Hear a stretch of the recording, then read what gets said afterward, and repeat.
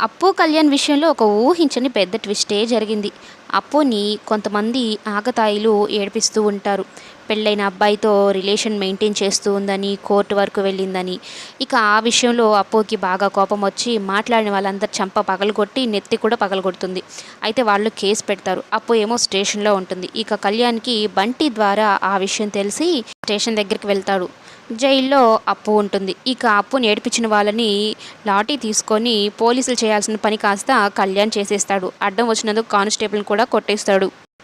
ఇక అప్పుతో పాటు కళ్యాణ్ కూడా స్టేషన్‌లోనే ఉంటాడు. ఆ విషయం పోలీస్ ద్వారా రాజ్‌కి తెలుస్తుంది. ఇట్లా కళ్యాణ్‌ని అరెస్ట్ చేశాము అని చెప్తే, ఎందుకు అరెస్ట్ చేశారు? ఏ రీజన్‌తో అరెస్ట్ చేశారు? అని అంటే, డ్యూటీలో ఉన్న కానిస్టేబుల్‌ని కొట్టాడు. చట్టాన్ని తన చేతుల్లోకి తీసుకున్నాడు. అందుకని అరెస్ట్ చేశామని చెప్పగానే ఒక్కసారిగా కావ్య, రాజ్‌లు ఇద్దరూ షాక్ అయిపోతారు. ఇప్పుడు వాళ్ళిద్దరిని ఎలా విడిపించాలి అంటూ ఆలోచన